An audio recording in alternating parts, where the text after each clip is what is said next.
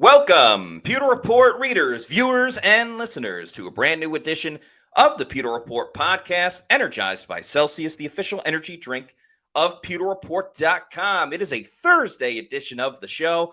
Not our last episode of the week, though. We will have one later tonight. We'll talk more about that later. But right now, we are going to discuss the Bucs that are most likely to improve or decline this season. We're going to keep it mostly positive and talk about players that we think are going to be better coming up next season. We might talk about some players that may take a slide, though. We'll see how the show goes. Of course, we'll answer all super chats, some comments as well. So very excited to get into today's show.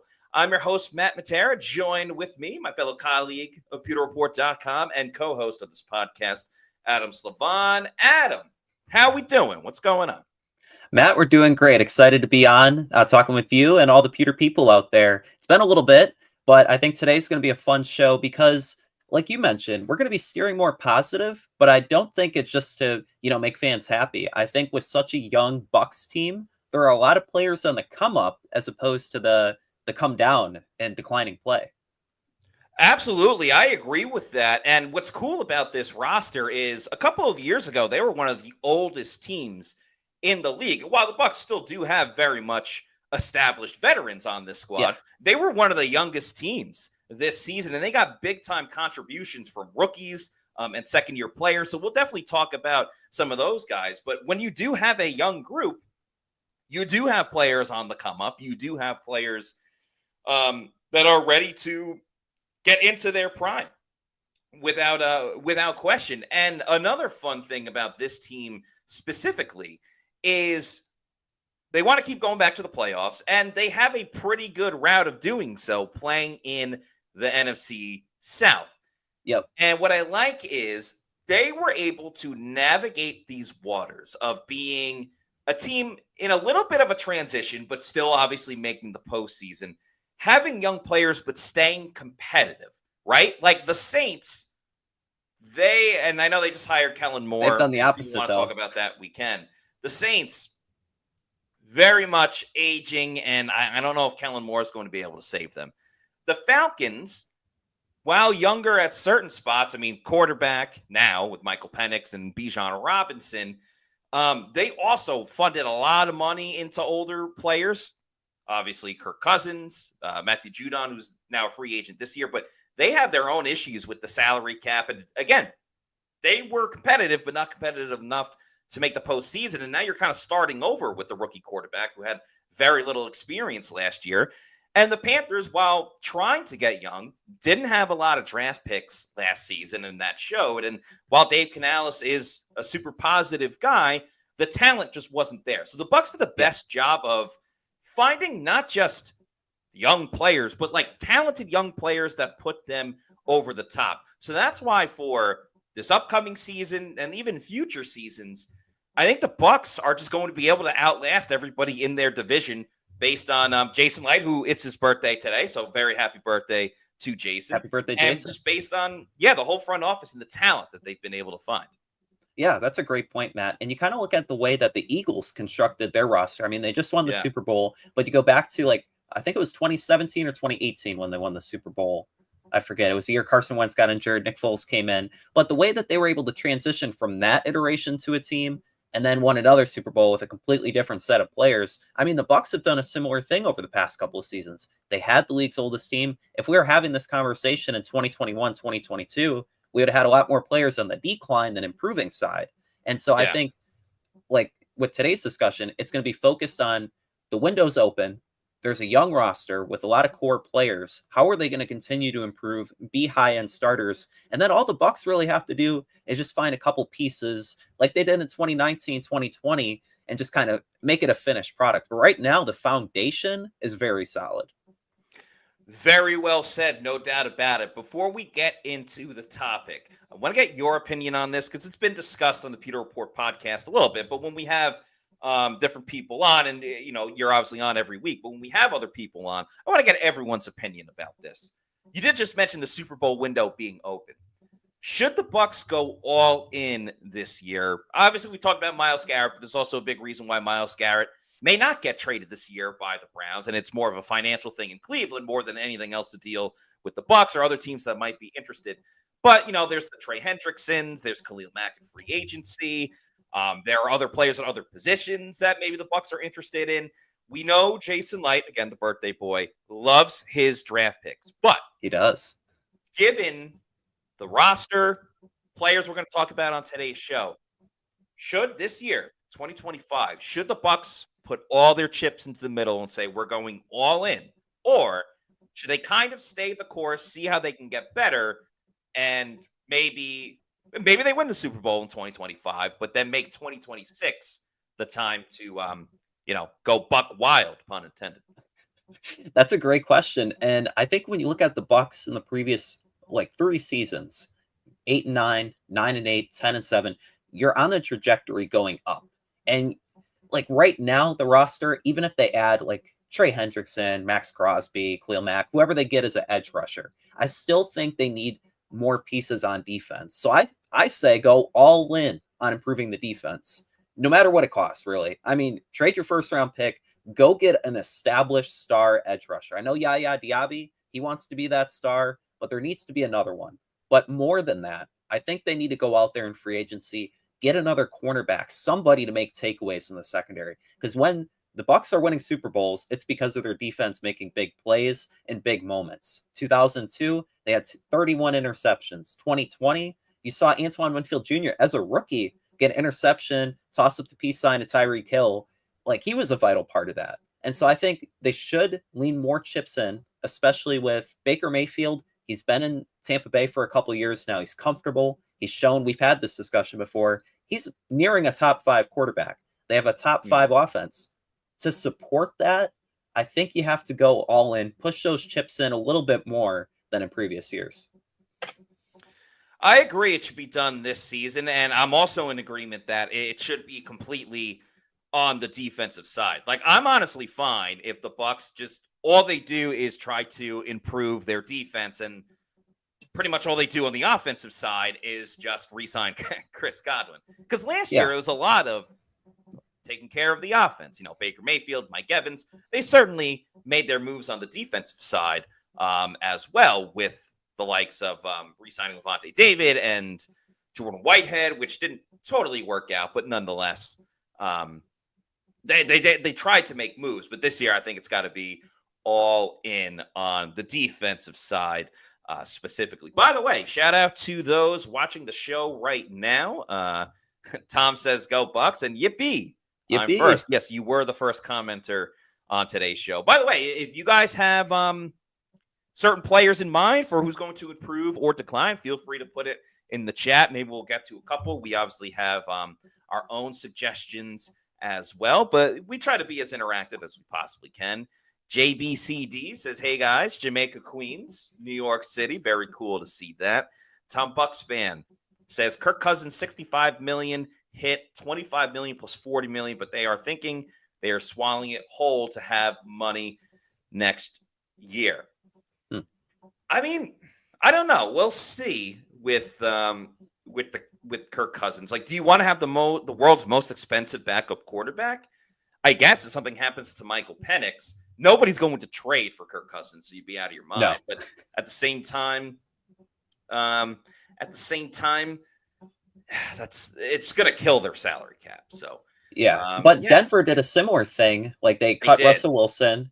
He went and signed elsewhere on the vet minimum, but to augment that, they drafted Bo Nix in the first round. I mean, the Falcons already have the guy in Michael Penix. So if they cut Kirk Cousins, eat all the salary cap in year 1, and then you still have a quarterback on a rookie deal going forward, I think that's a good strategy and probably one they should do.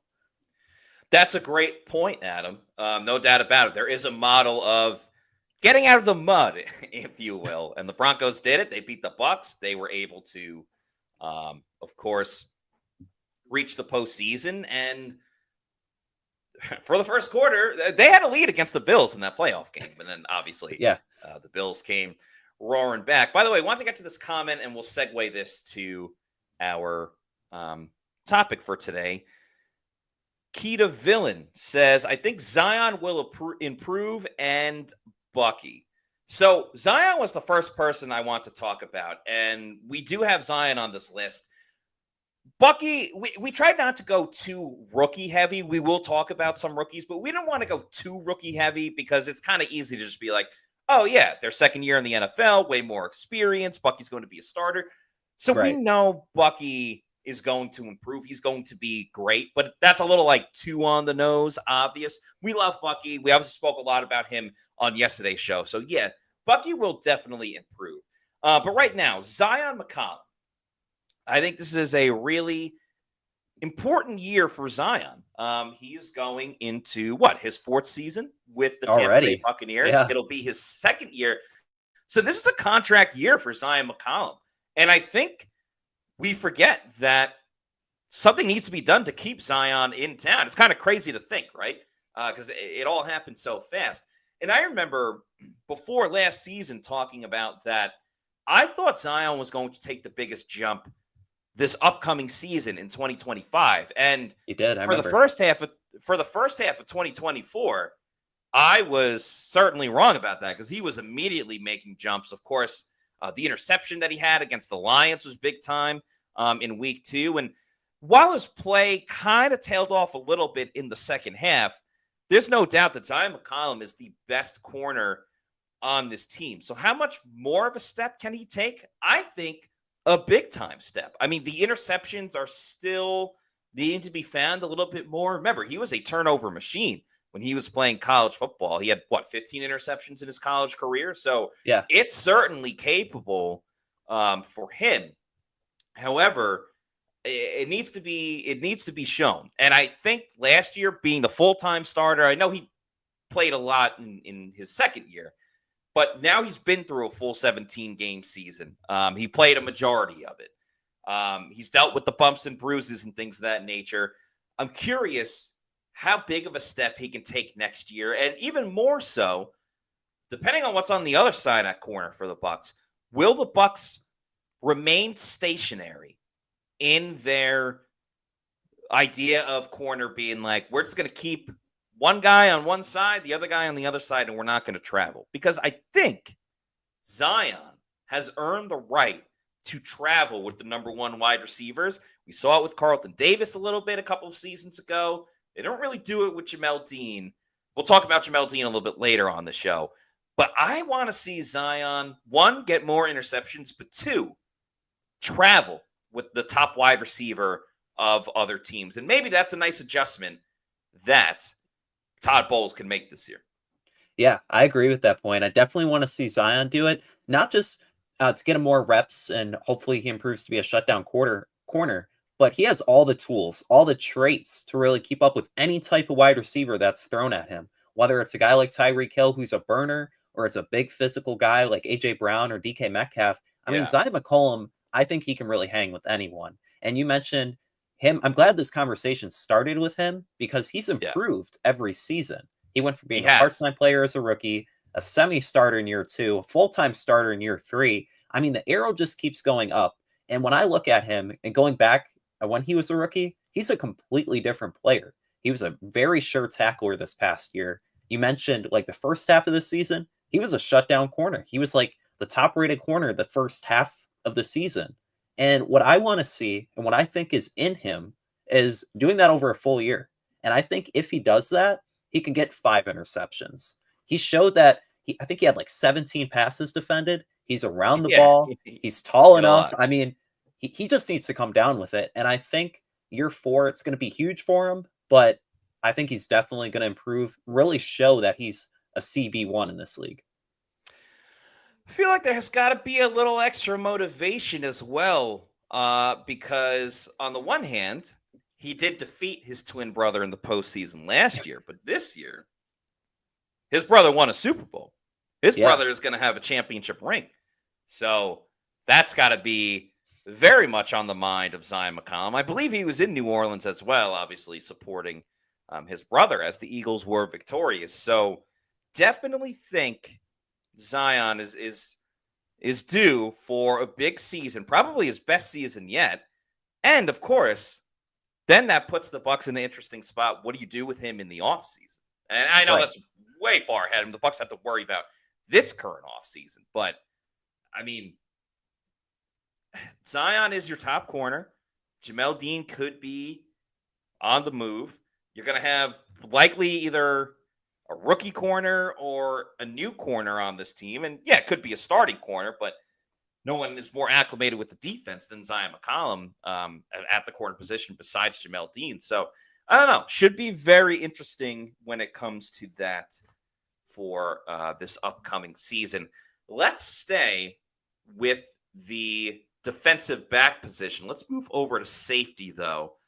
This was a guy that overall it was a rough season for him. Not everything went his way. A lot of the time he was injured, but he is a fan favorite and beloved by Bucs fans, and that is Antoine Winfield Jr. And we'll never forget when he chucked up the deuce to Tyreek Hill in the Super Bowl that the Bucs were victorious in. Is it an improvement for Antoine Winfield Jr. this season, Adam, or is it more of just, hey, if he's healthy, we know that he is a fantastic football player? Yeah, and when I look at Antoine Winfield Jr., he doesn't seem like the kind of guy who gets a payday and he's just going to start slacking off. You know, like Anthony Rendona's with the Angels and Major League Baseball. God, yeah. That is just abysmal. But with Antoine Winfield Jr., like his dad, you could just sense the love of the game. And I think last year for him, it was a really trying year. But it started off in week 1 when he was injured. And I don't think he was really 100% the full point of the season, but he was just gutting it out, being out there a lot of the time.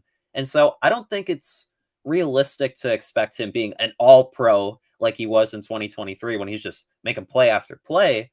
But I do think he can improve off of last season just by being healthier. And then I think that in turn will lead to him playing at a Pro Bowl level. Yeah, for me, I mean, he immediately comes back from injury the first time around and then has a scoop and score. And certainly that scoop and score was a little bit of like, being in the right place at the right time. But I think there's a little bit of pressure on him, right? I mean, he was one of the guys that got a big extension. He was coming off of an all-pro year. I mean, the Bucs expected a lot from him. And maybe it wasn't totally fair to Antoine Winfield Jr. because in 2023, he saved the Bucs a lot of times. I mean, yeah. 2 forced fumbles at right the as goal line. quarterbacks were, about to reach the end zone. And, the first one was against the Falcons and didn't totally work because the Falcons won that game. But that was so important in that last game of the season against the Carolina Panthers. When he's fully healthy and fully good to go, there is nobody better on this defense than Antoine Winfield Jr., given his age and how much longer he's going to be with the Bucs for. So for me, it's totally just a health thing. Like how much can he play? Because another thing, and the Bucs got a little bit lucky with this, I should say, because Winfield, going back to his days in Minnesota, he missed some time with injury. He didn't always play every single game. So that's why he dropped into the second round in the first place in 2020. So on the one hand, it's like, okay, well, he's missed some time in his career, but never a crazy amount in the NFL like he has last season. I do worry a little bit, though, of is this a sign of more injuries to come? I hope not. I don't necessarily think so, but I'm not going to lie. It's in my head a little bit. When he's fully healthy, he will be most improved. I mean, comeback player of the year is always an interesting type of stat. Like Joe Burrow won it this year because he missed a majority of the season, was out for the whole year. Antoine played, and he played in the playoffs too, but I don't know if he qualifies for comeback player of the year because he wasn't bad when he was in. He was just only available so much. So I don't know how much he can improve versus just, hey, he's great, just make him available. Hezo813 says, no question in my mind, Winfield will bounce back strong, barring another big injury. And Zach Brannigan says, we all know he was robbed of a forced fumble against Kyle Pitts. So, yeah, ironically, again, with the Atlanta Falcons this season, Winfield did it again, but they didn't help him out this time. Yeah, that darn pylon cam. But with Antoine Winfield Jr., Just kind of looking at him again. I mean, just being healthy. I don't think he's going to be the most improved Buccaneer because I think that's going to go probably to a rookie who just takes an enormous leap in a second season. But I do think that he can be the most improved Buccaneer player just on defense. And there's no Yeah. question that he's already shown that he's the best player on defense. But as you mentioned, just staying healthy, playing a full season, that's going to be huge and really the determining factor if he lives up to his contract or not. Because if he's not on the field, he's not making the most of all the money that the Bucs put into him. But again, with his like background, just going back to his dad and the way that he plays the game. I mean, you could tell he's a passionate guy, even though he's not the most vocal. He loves the game of football, and so I think that will translate going into next season. He's always made big plays. One thing that helps me make big plays and big moments on the podcast, of course, is when I have a Celsius energy drink. Of course, Celsius is the official energy drink of pewterreport.com. They have so many fantastic flavors. My personal favorite is the Arctic Vibe. You can also try out the new flavors like the Retro Vibe, the Playa Vibe, which is a pina colada flavor. You see the sparkling watermelon lemonade on the screen there. So there are no wrong answers when it comes to choosing a flavor of Celsius energy drinks. And if you need to know where to find a Celsius energy drink, head on over to the Celsius store locator on their website. Punch in your address and tell you the closest place where you can pick one up. Could be a Walmart, a convenience store, a Publix, a Stop and Shop, or your bodega. Bodega. And after you keep going to your bodega, and by the way, Paul Bowen says lemon blue raspberry is my new favorite Celsius. There is no question that it's a fantastic flavor and a little bit of an exotic flavor as well. And that's why we love Celsius. They have all these crazy concoctions that they come up with. But anyway, if you need to know where to find a Celsius energy drink, go to the store locator. And then once you find it, go to Amazon if you want to buy it in bulk. I'd recommend that variety pack because there's so many fantastic flavors. You can have it sent to your place of residence whenever you want. And you can get it at your leisure. Just make sure you're drinking Celsius energy drinks, the official energy drink of pewterreport.com. What do you got there, Adam? I got the grape slush. So this is the Celsius Essentials. I found at 7-Eleven. I think it's only exclusive there right now. It tastes like purple Skittles. It is phenomenal. Oh, it's that really is quite the endorsement. Purple Skittles. Wow. You know who would like that? Marshawn Lynch. Yeah, all right. He'd be down in them. We have a super chat from Bucs Basement. Thank you very much for the $2. Says, Bowles better stop putting pass rushers in coverage. Yeah, Adam, this is something that has been discussed on the show before. In my opinion, the outside linebackers dropping back in coverage, it was great in 2019 and 2020 when Bowles had just come over to Tampa. You didn't expect it from Shaq Barrett. You certainly didn't expect it from JPP. But now they've been doing it every year. They've been doing it more. And to me, when it comes to dropping the outside linebackers back in coverage, the element of surprise, which is a big part of why they do it, is just gone. There's no realm of possibility where you can tell me that Anthony Nelson and Yaya Diaby or Chris Braswell are better in coverage than, having your starting safety, or if they ever improve at inside linebacker, having someone there. You can't convince me that those outside linebackers are better in coverage than whoever's going to be playing defense for them this upcoming season.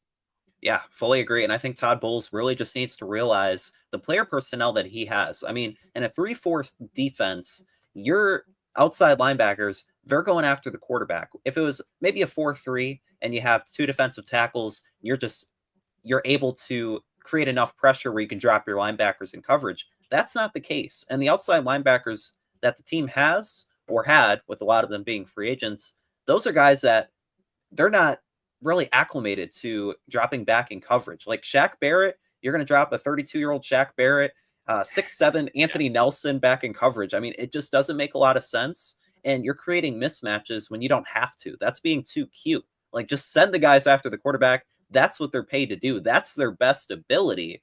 And then from there, you kind of like scheme up the defense in different ways.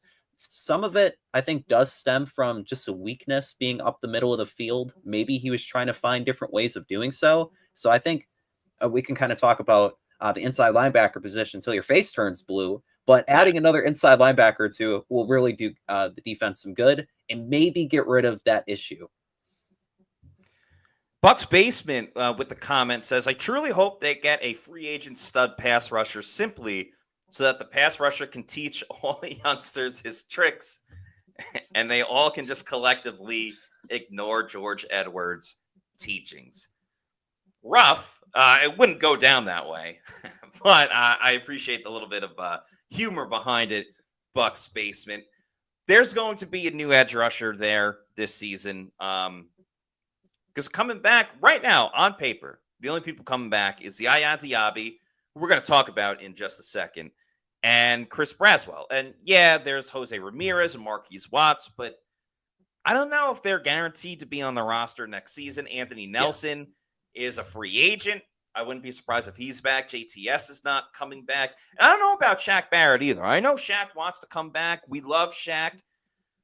But is he how much in football shape is he going to be? Was that whole year off? And I know he played a little bit with the Bucs, but was most of that year off? How beneficial was that?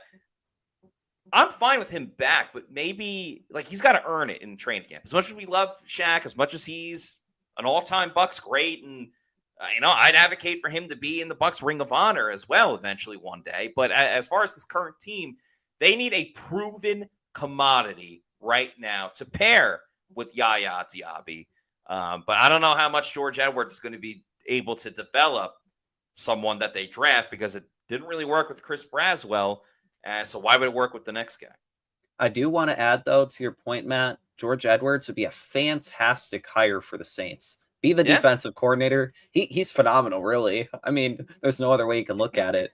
But Bucs Basement, your point about a free agency stud pass rusher, like just being able to be in that room with Yaya Diaby and Chris Braswell, I think it would really benefit them as younger guys where Yaya Diaby, he's really good at creating pressure, but being able to finish, like there's still moves that he can add to his repertoire and his toolbox to really take that next step. And getting a guy like Khalil Mack, who's been in the league forever, I think he would teach him a few things and it would really, really help him.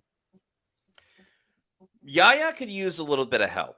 No doubt about it, because the pass rush started declining from other outside linebackers in Yaya's rookie year. And that's why he became the starter later on. And that's why he led all outside linebackers in sacks when he burst onto the scene as a rookie.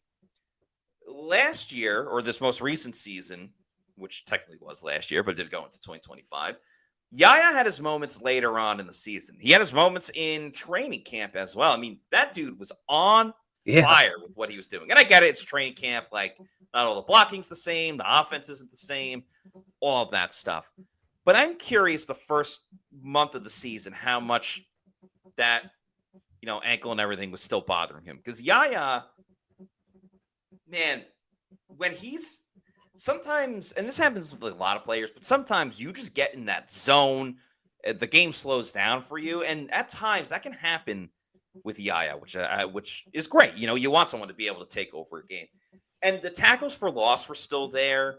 The pressures were still there. It was just kind of finishing the job. Now, part of that worries me because that was also the issue with Joe Tryon-Shoyinka. However, Yaya still finds a way to make a big play. Like, he did recover the fumble. Obviously, Anthony Nelson gets most of the credit, but he did recover the fumble. He still got more tackles for loss. He still got to the quarterback more than JTS ever did. So I think he can take a big step next season, improve that sack number. I mean, he was on social media saying, watch the tape, don't doubt me and stuff like that. But if he gets Trey Hendrickson or Khalil Mack, I think that would obviously benefits the whole defense, but it might benefit Yaya Diaby more than anyone else. Yeah, that's a great point. In that case, Diaby would go to being more of a 1B to the 1A of the outside addition. But you mentioned Diaby, and what really separates him from JTS's inability to really make sacks or have much of an impact is Diaby. He has so many tackles for loss. Like when he won the Defensive Player of the Week award, he had 3 tackles for loss. And just his ability, like he's oh so close, but there's potential there. Like he's shown flashes of changing a game. And I think that's the biggest thing for Diaby. Like you mentioned back in training camp, he looked like he came out of a lab. All the physical tools are there. And I think a lot of that, like he's like the Zion McCollum of outside linebackers. Like he has all the tools, all the traits. He just has to go out there and show it. And I think he can have a very similar leap to McCollum going into this season, just based on the projection. And you saw Diaby, even though the numbers weren't there, you saw him get a lot better in year 2 and consistently generating pressure. Because year 1, when he got to the quarterback, he was making the sack. Year 2, he was getting to the quarterback a lot more, just not finishing. So if he combines the two, I think you're going to see a lot more finished product in Yaya Diaby. Tom Bucs fan says Nelson is a tower as far as blocking or deflecting passes. That height serves as a pass defender on the rush. I'm fine with Anthony Nelson coming back. How do you feel about Anthony Nelson, Adam? Oh, he's a steady Eddie, as Todd Bowles would say. I think he has a long-term role in just being that 4th outside linebacker. And I think he's a great person in the locker room too. And when he's on the field, he somehow, some way makes a play. So I'd be a fan. I'm fine with him just being. It's not the same as like Levante David signing 1-year deals, but if every year it's like, all right, like nod, wink, wink, like we'll keep signing 1-year deals so we can kind of navigate like the depth chart, the salary cap, all that stuff much better. I don't know if there's another team out there that is in the market for Anthony Nelson, unless you need a solid. He's a solid depth as far as like depth guys goes. As Tom, different from Tom Bucs fan, Tom says Nelly is great depth. As far as like 4th stringers go, he's one of the best 4th string outside linebackers in the game. But I don't want him taking Chris Braswell's spot. Because at this point for the Bucs, I think it's more important, unless Braswell completely falls off a cliff, I think it's more important for Chris Braswell to get as much playing time as possible, unless the Bucs make the big splash or they draft Mike Green or someone like that. It's very important to get Chris Braswell reps because it can't get much worse at outside linebacker. So I just don't want Anthony Nelson stunting that. And it wouldn't even be Nelson's fault. It's just, we've seen Todd Bowles fall in favor with a lot of people. And like they took too long to get JTS out of there and move to Anthony Nelson. And I just don't want Todd Bowles being like, all right, well, we decided that Anthony Nelson's going to be the starter for the beginning of the season. And that's not changing anyway whatsoever in any capacity. So we'll see what happens there. I do want to stick on the topic of rookies, though. We've talked a lot about the defense. Yes. We're not done talking about defense, but let's talk a tad bit about the offense and who could improve. Well, this is, again, the rookie part of who's going to take the biggest step. Who do we think will? But I think we spent yesterday's show talking about how the Bucs game can be even better with Josh Grizzard this season. One big reason why it could be a lot better is year 2 of Graham Barton, Adam. Is he the key to taking an already top 4 defense, top 4 running game on offense to top 2, maybe top 1? Yeah, I really think so. And when you look at Graham Barton, I mean, the year 2 for offensive linemen is when you make the biggest jump. Cody Malk, he told me that late in the season, and you saw what it did for him. Is he went from being, going through the ups and downs as a rookie to an above-average right guard. You saw Luke Gedeke the year prior. From a left guard, he switched sides back to right tackle. He was right at home, and he's really been an above-average right tackle. So I think just that aspect for an offensive lineman, you make the biggest jump in year 2, you add strength, and Barton, he's already shown the most promise of the 3 as a rookie, in my opinion. Yes. Just his athleticism, his ability to pull on screens. I mean, it's all there. And you have that. I like that picture with Baker Mayfield because it shows that he's like, they're one and the same. And just that chemistry and the rapport that they have, I mean, it's evident. And the way that Barton talks highly of him, Mayfield talks highly of Barton. And so I think he's really the key to unlocking the offensive line because if he develops as an above average starter, Matt, you got 4 of the 5 offensive linemen. Like, you're not trading them for anyone. those are all solid guys. They're young enough to be rocks on the offensive line going forward. And that just opens up so much, whether it's the run game, the pass game. I mean, they could just do everything. Yeah, I'm not sure how many other teams around the league have this, but man, to have every starter returning, except for maybe one, but to have 4 out of your 5 starting offensive linemen under contract for several seasons at this point, Yeah. because we are expecting Luke Gedeke to get a contract extension. But, Barton still has technically 4 years because of the team option that comes with being a first-round pick. If they have an extension for Gedeke, he'll be here for a while. Cody Mauch is going into year 3, so he's got 2 more years remaining, and they signed Tristan Wirfs to that extension last year. All you have to do is figure out left guard. That is crazy. That is absolutely crazy. Like, not many other teams have that luxury, and not just to have these players under contract, because we've seen that before with the Bucs. It's so hard to keep everybody, and we know how they love the offensive line. Like, when they won the Super Bowl, it was going to be tough to keep Alex Kappa. And they elected for other options. And fine, if that happens in 2 seasons and Cody Mauch is gone, but you still have your center and your 2 offensive tackles, you can work with that. Like, we saw how important Ryan Jensen was to this team for several years. I know he retired this season, but like Jason Kelsey with the Eagles, he was a mainstay for them for, again, tons and tons of seasons. So, tackle is the cornerstone offensive line position, but I think center is probably pretty close after offensive tackle. I'm not taking anything away from the guards, because at the end of the day, you're only as strong as your weakest link. Right. But man, Graham Barton, I think, is off to a great start as a rookie. I know he had the mistake at the end of the wild card game. I'm willing to bet that is going to motivate him and put fuel to the fire for him specifically throughout the entire offseason, all the way until, there's mini camp and OTAs, but all the way until probably late July when training camp starts. He's only going to get stronger. We know he's smart. He went to Duke. He's already making the calls at the offensive line. And there's room for improvement for Graham Barton. He had a couple of penalties, things like that. But once he figures out what he needs to do entirely as an offensive center, this running game, which is already great, I mean, how much better can it get? It can improve, I don't want to say 10 times, but maybe 2-3 times better than what it was this year.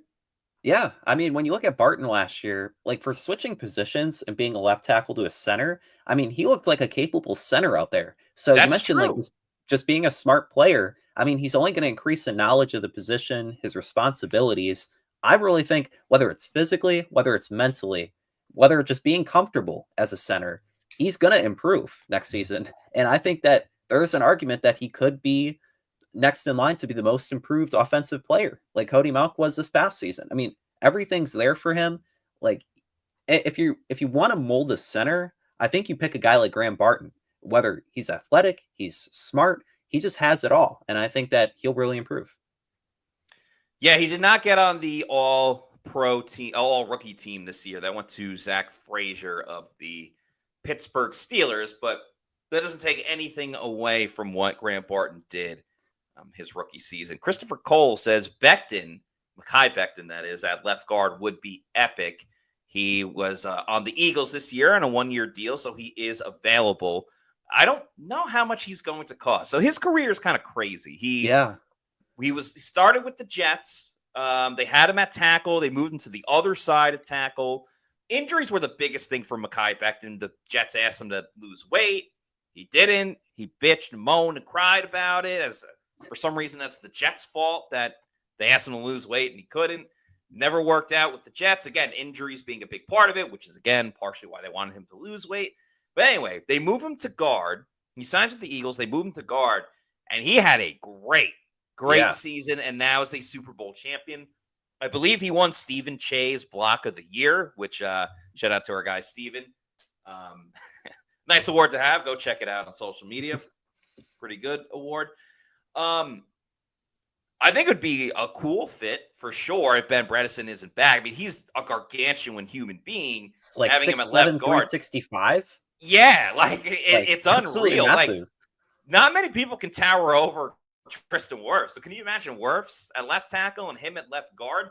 The injuries worry me a little bit with Becton, but also I don't think the Bucs should invest a lot of time in him specifically versus kind of building out some of their own guys, whether they draft a guard this year. Elijah Klein as well could be an option. We'll see what happens with Robert Hainsey if he's back. And of course, Ben Bredesen could return as well. So I like the idea on paper, but logistically, with a lot of variables, I don't know how much I love it. Yeah, I would agree. And while I think Becton's a better player than Ben Bredesen, I don't think he's a better fit in just what the offense wants to do. I mean, it remains to be seen what Josh Grizzard wants to change up with the run scheme as opposed to Liam Cohen. But will Mekhi Becton at his height and his size be able to move down the field to the second level with Cody Mauch, with Graham Barton, with Tristan Wirfs? I don't think he's athletic enough. I think he's just a guy that he stays at the line of scrimmage, and I don't know if the Bucs really want that. Yeah, that is true. And I mentioned Robert Hainsey a moment ago.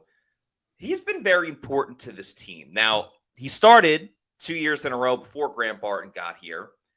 He didn't complain when Graham Barton was drafted. He actually helped out Graham Barton a lot, and Hainsey was very helpful with that. Liam Cohen mentioned a lot of how much he would talk to Robert Hainsey to get his thoughts on things. He played that game against the Saints in New Orleans where Sean Tucker was Offensive Player of the Week because of running the football. So Hainsey was important to this team. We'll see if he's back. But a big reason why he had so much value was because he was a nice insurance policy for the Buccaneers. And there's no better insurance policy when it comes to your car, your boat, anywhere else than Briar Greaves. So Briar Greaves, you may have heard of them before. If you're a longtime podcast listener, you likely remember the late, great Mark Cook talking about Briar Greaves Insurance. Pewter Report's Scott Reynolds has been a Briar Greaves customer for years, and there simply isn't a better insurance company in the Tampa Bay area. Visit Briar Greaves Insurance to see for yourself. Briar Greaves Insurance is family-owned, and their main goal is helping people. Why? Helping people is very important, and finding the right insurance policy for you and your family is that much more important. Whether it's home or auto, boat insurance, or business insurance, turn to Briar Greaves and find out why their personal touch customer service sets them apart. The days of waiting on hold to speak with an insurance representative that you don't even know are over. With Briar Greaves Insurance, you'll have a relationship with your agent who can answer your questions and advise you on the best policies. As 2 recent hurricanes have shown all of us that live in the Tampa Bay area, there is a cost to living in paradise. Briar Greaves can help make sure you have the right hurricane and flood insurance to make sure you and your home are protected. Visit BriarGreavesInsurance.com today. That's Briar, B-R-I-E-R, Greaves, G-R-I-E-V-E-S. Call their office at 813-876-4166. Once again, that is 813-876-4166. And tell them that Pewter Report sent you. By the way, a couple of other shows coming up, including later on this evening at 8:30, Scott and Josh will be on to talk about their second Bucs mock draft of the season. The article will actually be coming out in 12 minutes at 5 o'clock once we wrap the show up. So you can read it there, and then they will review their mock draft on a live podcast. So join them at 8:30 on our YouTube channel, Pewter Report TV. Of course, there's a big trade. Trey Hendrickson. You can see it on the screen. We're not really, shocking people with that one. But anyway, tune in. That should be a lot of fun. For all of our Pewter Report YouTube channel members, specifically our Premier and Platinum members, we have Pewter Insider coming up tomorrow at 2:30. Should the Bucs trade for Trey Hendrickson? We'll talk all about that and answer all of your questions and comments. And then on Sunday, Adam and Josh Capo will be joined by Michael Pless of Real Bucs Talk, talking about and doing a live Bucs mock draft. They did one 2 Sundays ago, and it went really well, and they're going to continue to do so. So make sure you check that out Sunday at 9 o'clock a.m. It'll be on our YouTube channel, so join them live. If you can't, it'll be on our YouTube, so you can check it out whenever. So that's a lot of scheduling coming up for pewterreport.com. Let's stick with the rookies, Adam, and on the offensive side, someone else that could be due for a big season. That is Jalen McMillan. Now, he improved during the season. He went from dropping a pass that would have been his first career catch, his first touchdown early in the game to the Washington Commanders. Now, he did score a touchdown later, but injuries really derailed him for the first half. But, man, that last half of the season, specifically late November and December into January, Jalen McMillan proved, at least early on, that he can, or he at least has the potential to be the future of the wide receivers of the Bucs. Yeah, he really did. He balled out in the second half, man. I mean, 8 touchdowns on the season for a rookie. Like, that's impressive. And McMillan, he just showed down the stretch last year when the Bucs really needed a guy, he became it. And that's a lot for a rookie wide receiver. I mean, you saw a lot of wide receivers across the league. They kind of were meh in the rookie year. I mean, Rome Odunze with the Bears, Jalen Polk, his Washington teammates, they didn't really do too much with their teams. Polk was terrible. Yeah, he was, man. But McMillan wasn't. And I think that speaks a lot to just his potential, that he can be the long-term answer in the wide receiver room. And honestly, you kind of wonder what the future holds for Chris Godwin, even if he comes back. Will he be able to replicate what he did? Because at McMillan, he did so much, and he's very versatile. He can play in the slot, he can play outside, and just his ability to be a factor, I think that will start to eat its way into what Mike Evans and Chris Godwin do. I wonder with Chris Godwin, because remember the last time he was in this situation, it was a torn ACL. He got the contract, but even he admitted it took him all of after the next season to feel like himself again. Now, eventually he got to it. Yeah. But then, unfortunately, he got injured again this year. I'm not here to compare a torn ACL with the dislocated ankle that just happened. I think a torn ACL is worse than a dislocated ankle. I don't know what the rehab is like, but it seems like it's a little bit quicker than what the torn ACL would be. But if Godwin is re-signed, and we are projecting that he is going to be re-signed. So if he goes somewhere else, we'll all be devastated. Maybe we'll all cry live on the air. Yeah. And then we can just forget this conversation. But if he is back, if we're under that premise, I do wonder if Godwin will have the same kind of slower season that he did when he returned from his torn ACL, if he would have it with the dislocated ankle again. I'm not totally sure, but the helpful part this time around is that you have Jalen McMillan, because the last time the Bucs never had that, that third guy to really. Was Russell Gage Russell Gage was injured as well. They didn't have that extra beneficiary that could step in with Chris Godwin in and out of the lineup a little bit and just not playing at a Chris Godwin type of level. You also have the improvement of like Cade Otton, who burst onto the scene last year, or truly came onto the scene. He obviously, Bucs fans were aware of what he can do. I think Jalen McMillan, though, can really come in and take in the reins if Godwin isn't exactly what we expect him to be based on that injury. Yeah, I agree. And I like the comparison that you made to his season coming back from the ACL, where he was still on the field. He was still an 1,000-yard receiver. He just wasn't that kind of explosive guy like he was in 2019 with Winston. And just kind of looking at it, I think the Bucs could really have 3 at least 800-yard receivers next season. Yeah. If Godwin comes back, because you got Evans and McMillan. And if McMillan continues to improve, like optimistically, you think he will the Bucs have the best 1, 2, 3 wide receiver trio in the league? I would argue, yeah. I mean, there isn't many other teams that have that much proven track record and upside. The Mike and Chris combo has been exceptional for years now. And there are some other good tandems out there. Jamar Chase and T. Higgins, but we'll see what happens with T. Higgins. A.J. Brown, Devontae Smith. Yeah, A.J. Brown and Devontae Smith, I guess, literally and figuratively may have the title right now because, They just won the Super Bowl. But no one's been doing it longer than Mike and Chris. I mean, that's just based on like their age and how they've been doing it. But they are one of the top duos in the league. By the way, we wish Jason Lyon a happy birthday earlier. A very happy anniversary to Mike Evans and his wife, Ashley Evans. It's their anniversary today. We should have known all along that when Jason Lyon's first ever draft pick as a GM was Mike Evans, that it was going to work out with Jason's birthday and Mike's anniversary with his wife being on the same day.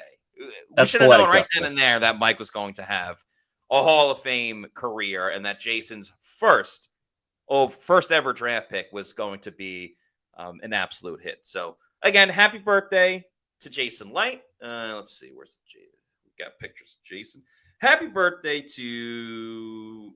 We have so many photos.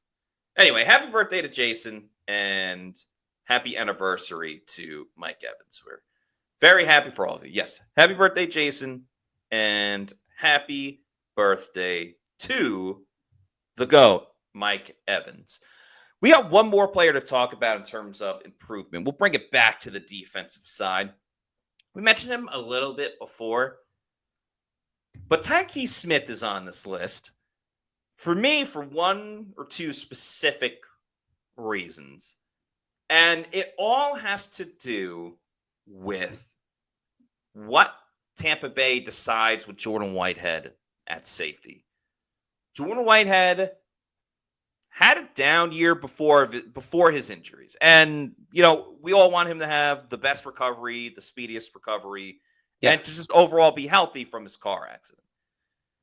We also have to be realistic about Jordan Whitehead might not be back next season based on the injuries or based on his play. He has no guaranteed money left. So really, my question and my thought of why he can improve is if Whitehead isn't back next season, they could draft a safety, no doubt about it. And maybe they likely will. But there's also reality where Tyke Smith becomes the other starting safety next to that man in the picture, Antoine Winfield Jr., who we spoke about earlier. And Tyke Smith playing his natural position of safety, I wonder if that will have even more of an improvement based on what he did as a nickel. For one, even though nickel is used a ton in Todd Bowles' defense, it's essentially the base defense. Tyke Smith will still be on the field 70 to 80% of the time. He's on the field 100% of the time if he's starting at safety. You also have Christian Izien, who could play in the slot. And whoever they draft, maybe they want to start them at safety. Maybe they are drafted for the slot. So Tyke Smith, if he moves to safety, in my opinion, that could be big time for him, arguably being the most improved going into next year. Yeah, that's a great argument and really a great point. And just how they could use Tyke Smith, because you want your best players on the field the most. And you mentioned like his playing time would go up. And when you look at it last year, even though he played 13 games, kind of limited by injury, he was still probably the best playmaker. I mean, he had 3 forced fumbles. He had 2 interceptions. You saw him be able to keep up with wide receivers. I think he's when you kind of look at him in the scouting report that led to the Bucs drafting him, very intelligent. He just can anticipate things really well. And I think that would help him transition to safety after playing nickel last season. And you mentioned Christian Izien. I mean, Izien, when he was on the field, he was making plays himself. So I think getting him back onto the field, you don't want to stretch the depth too thin and not have anybody if one of them goes down. But Izien can handle nickel. And then you have Tyke and Antoine Winfield Jr., who might be improving. I mean, that safety tandem, that looks good for the long haul. And they may need it because we don't know how the cornerback room is going to look. So the top candidate we have for players that could be on the decline, and we honestly don't even know if he's going to be on the team, but if he is on the team, Jamel Dean is in a bit of a rough spot. And some people had mentioned Jamel Dean as well. By the way, Keita Villain before was right about when we were talking about Zion. He also said McMillan will improve. So spot on with that. CGB says Dean is declining. Time to let him go. And Steven Stansfield earlier on the show said Dean to Pittsburgh for a 6th round pick. I don't know if the Steelers need a corner, but for me, it's just the injury. It's the injuries for Jamel Dean. And I get it. You can't always control injuries. I don't really fault him. But if he's not available, he's not helping the team. I just think with the contract he has, it's run its course a little bit with Jamel Dean. I like him. He's a great interview. I just don't know if he's in the long-term plans for the Bucs. Yeah, and with just so many injuries, the decline is imminent for Jamel Dean because you can't just keep getting injured and expecting to go out there and continue to be a solid corner. I mean, eventually he's going to break and he's not going to be the same player. He's not even going to be a starting caliber corner. And when I look at Jamel Dean, I just don't think the arrow's pointing up like it once did. Like he showed when he got his contract after a solid year that he didn't really parlay that into better play. And he just doesn't make enough plays. And I don't know going forward if he's even the best fit for this kind of defense. So with Jamel Dean, I just don't think that he's really has room to improve. And with so many injuries, I mean, the decline, it might be starting as soon as next season. The lack of turnovers is a major He doesn't make a lot of scenes. Well, no, he doesn't. Maybe that's why he says don't make a scene. Yeah. Yeah, so I kind of see him, not that he's going to Detroit, but I see him going the same route as Carlton Davis. So, again, like Jamel Dean, he'll always be remembered as a Buck. And who knows, maybe he stays and something miraculously happens. I just don't necessarily see it. This next one, I don't know if it'll happen first of all, I hope Jamel Dean does improve. I hope this next person we're going to talk about quickly, this doesn't happen with a decline either. But he just turned 30 recently. And he's a big dude. I hope it doesn't happen, but he's got 2 more years on his contract. Vita Vea has put this defense on his shoulders for years and years and years. And eventually with defensive tackles, you just start to slow down. I know he lost the weight last year. I don't think it's going to happen this season, but maybe in 2 seasons from now when he's on that last year of his deal. Again, I don't want it to happen. But we got to be realistic as well. We can't just be like, oh, everybody's going to be amazing on this team. We didn't expect Antoine Winfield Jr. to have a down season. Vita Vea, ever since he came back from his big injury, the Super Bowl winning season, and he came back for the NFC Championship game and the Super Bowl, he's been relatively pretty healthy. But it's impossible not to get banged up and dinged up here and there. Right. Just the older he's going to get with the amount of weight, it's going to slow him down. And speed has been big for him, and obviously he's gargantuan. Now, how can the Bucs combat that? Maybe play him a little bit less, even though maybe Bucs fans don't love hearing that. But that's why you have Kalijah Cansey and Logan Hall, these young pups that are ready to, especially Kalijah Cansey, just go crazy on the Bucs defensive line. Vita Vea is still the most important defensive tackle and nose tackle on this team. I hope it doesn't happen this year. I just think we got to be a little bit prepared for it. Maybe not this season, but the following season in particular, specifically. Yeah. I think with Vita, the clock is ticking for defensive tackles. I mean, in a lot of ways, the career arc for a defensive tackle is a lot like wide receivers. I mean, as soon as you enter your 30s, like in your early 30s, you really just kind of fall off a cliff. I mean, the best nose tackles in the 21st century, like Vince Wilfork, Casey Hampton, Ted Washington, they all started to decline around 31, 32. And with Vita being 30, I mean, it's right there. I mean, even though they were different kind of players in terms of build, like Warren Sapp, after 31, his clock and his time in Tampa was over. Gerald McCoy. I mean, with defensive tackles, you kind of have to brace for, while Vita Vea had a career year this past season, will he be able to even build off that? I don't really think so. And so I think while Bucs fans should really enjoy Vita Vea, he's still a very good player. A year or two, it might not be the same. Yeah, the history of the decline of defensive tackle, I think, is more of the concern than necessarily Vita Vea himself. But one thing that is never a concern is whether or not you're going to enjoy great food and drinks at walk-ons, because, spoiler, you will. What an amazing comeback, Coach. You're not kidding. I mean, we did lose the game badly, but coming to walk-ons afterward, the team got a much-needed win off the field. Walk-ons for the win. Shout out to walk-ons, and make sure you download the walk-ons app. You can earn, save, and win with walk-ons rewards. That includes earning a 100-point bonus for trying their Southern Bourbon wings and their Southern Bourbon sauce. You can also get free mozzarella logs when you download that app today. There are 3 walk-ons in the Tampa Bay area, one over in Lakeland, another in Wesley Chapel, and one pretty close to Raymond James Stadium over in Midtown. So check out walk-ons, download the app, and get some benefits from it. All right, that's going to do it for us on today's show. Just a reminder, we're not done with podcasts this evening. We will have one at 8:30. Scott and Josh Capo will go over their mock draft, their second one of the draft season. It's on pewterreport.com right now, so you can read about it and then watch them talk about it later at 8:30. For Pewter Platinum and Premier members, we'll have a Pewter Insider tomorrow at 2:30 should the Bucs trade for Trey Hendrickson.